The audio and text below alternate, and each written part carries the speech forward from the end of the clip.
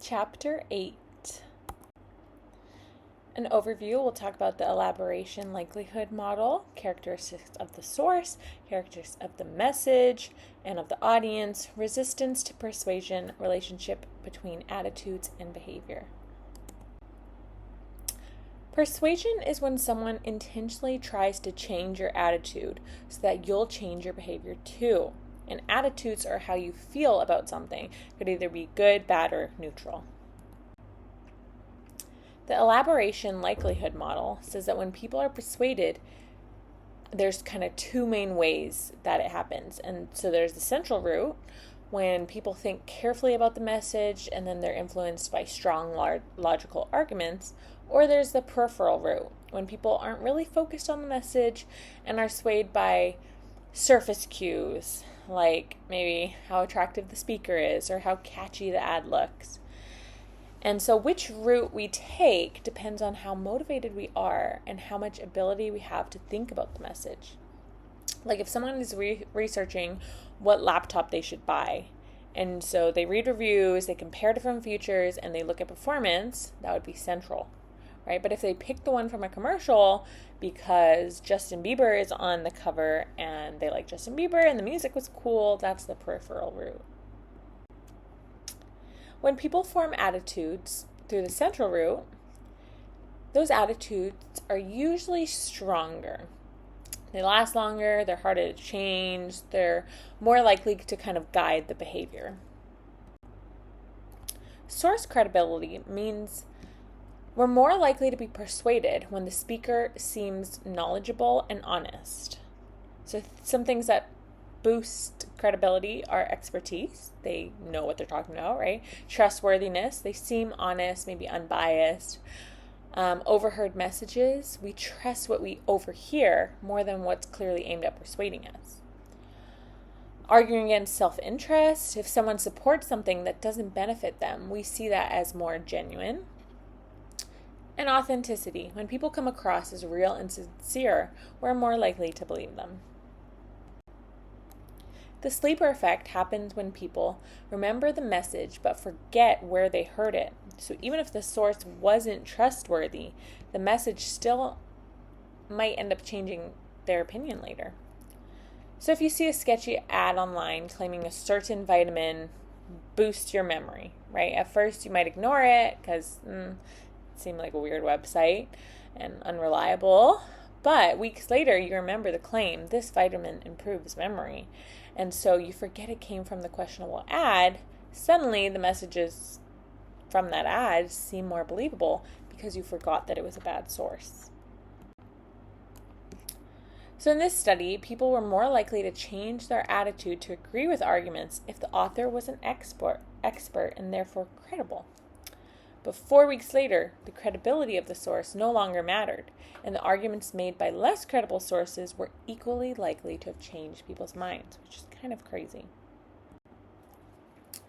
Attractiveness and similarity of a communicator can also affect how persuasive they are. Attractive people usually influence us through the peripheral route, right? We're kind of influenced by their looks.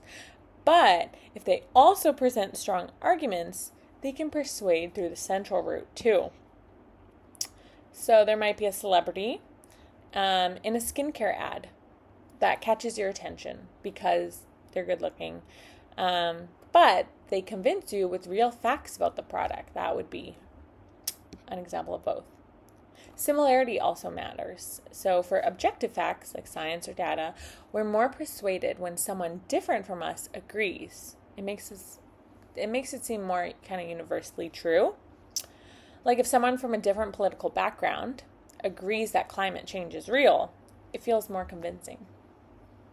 For subjective opinions, like personal taste, we trust people who are similar to us. Like, you're more likely to try a restaurant if a friend who has similar food preference likes it and recommends it to you, right? Argument strength plays a big role in persuasion, especially through the central route. Strong arguments are clear, easy to understand, the right length. Longer works better in the peripheral route, so more equals better, while strong and focused and right to the point is better in the central route. Supported by confident thinking, we believe arguments more when we feel sure about our own thoughts. Other things that influence how persuasive a message feels is metacognition, which is when you think about your own thinking. If you feel confident in your thoughts, you're more likely to accept the message. Group agreement. So if the group presenting the message seems unified and consistent, it can feel more persuasive to us. Confidence in your own attitude. So if you feel secure in your opinion, you're harder to persuade. But subtle things like head nods while listening can increase your confidence without even noticing.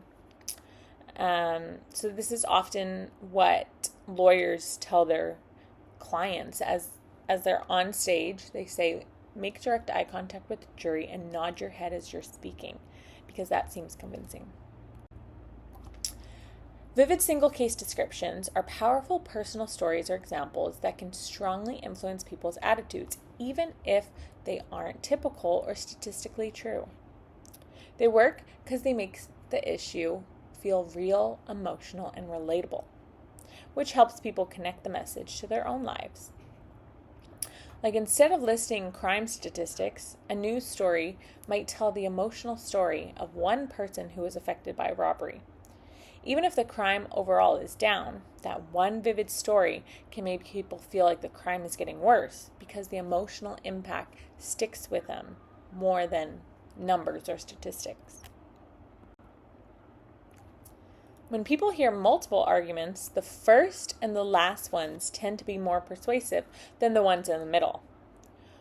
Which one matters more depends on timing. So there's primacy effect, which means we remember and are more influenced by what we hear first, especially if there's a long gap before hearing the next message. Where recency effect says that we're more influenced by what we hear last, especially if it's fresh and right before we make a decision. So if you hear two political speeches a week apart, the first one might shape your opinion more. This is the primacy effect. But if you hear both speeches back to back and you vote right after, the second one might have a bigger impact, which is the recency effect. When making a persuasive appeal, it's better to go first if the audience will be making a decision after hearing both arguments and then taking a break. But it's better to go last if the audience will make their decision immediately after hearing your presentation. So this is important as you think about lawyers giving their arguments, which order to go. Persuasive messages work better when they make people feel good or help them avoid feeling bad. We're more likely to agree with something if it's linked to positive emotions. Repetition and familiarity help too. Just seeing something over and over can make us like it more.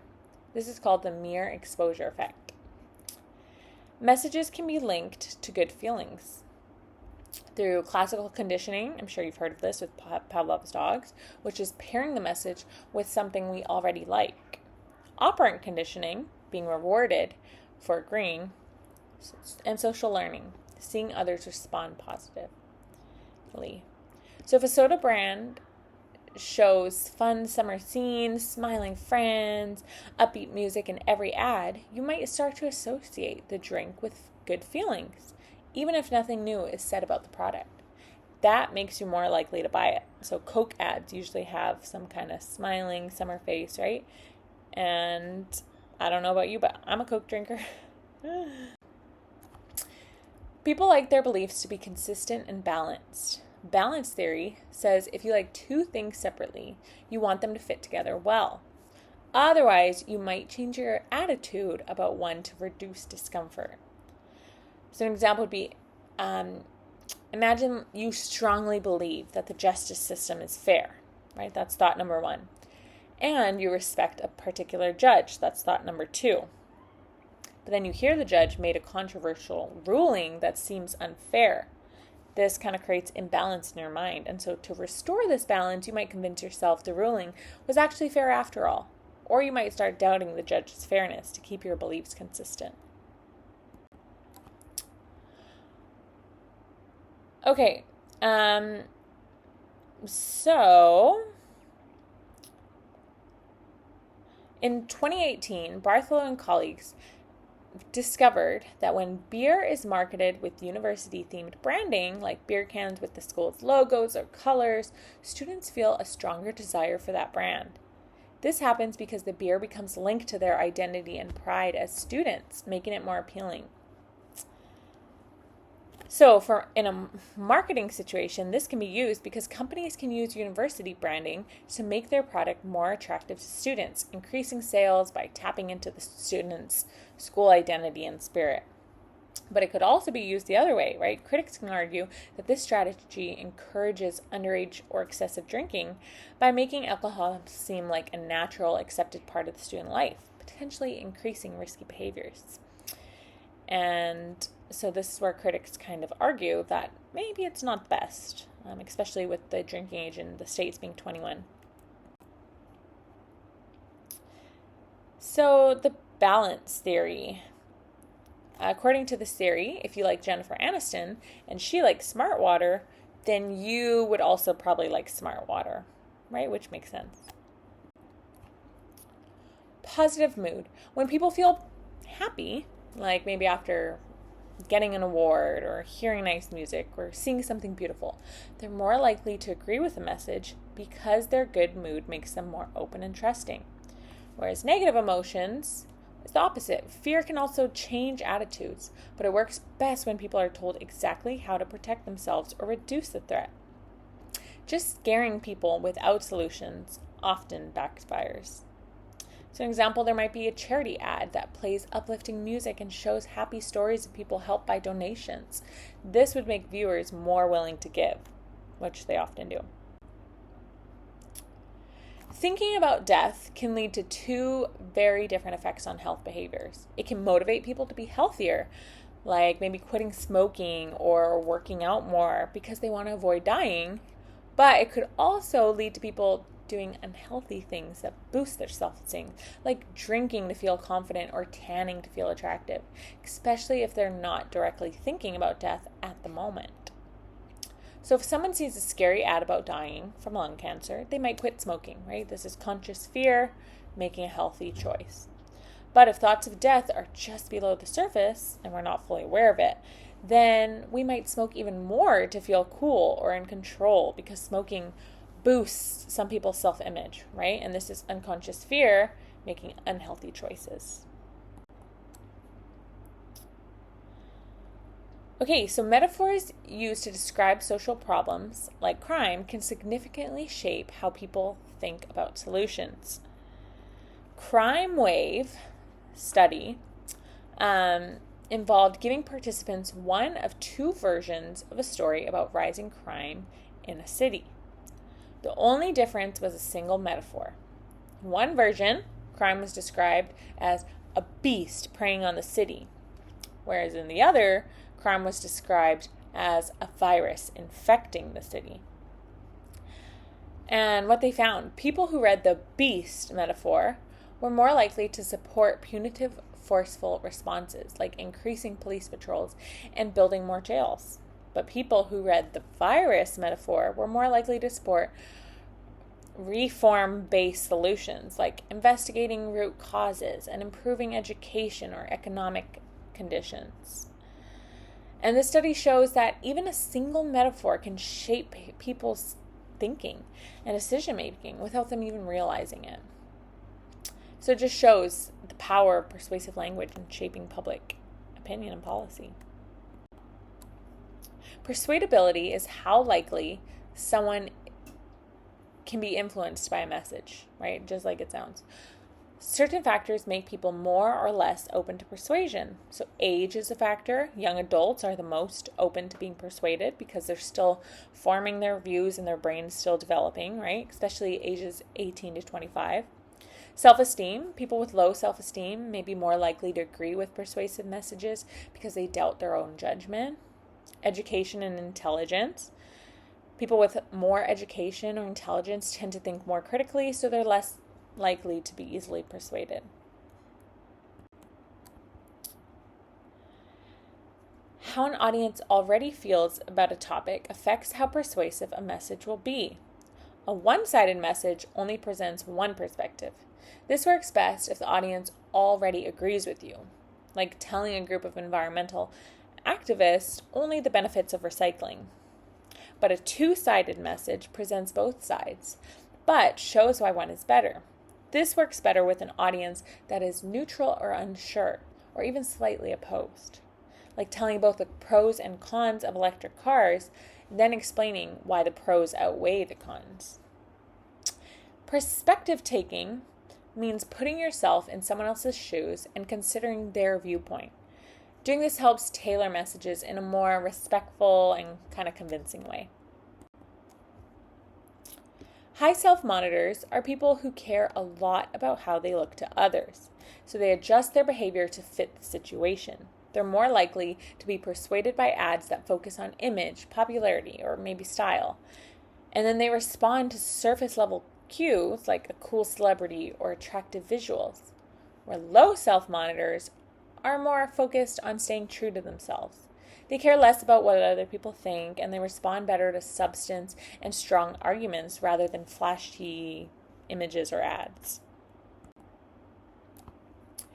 And lastly, people defer in how they're motivated, and this affects what kind of persuasive messages work best on them.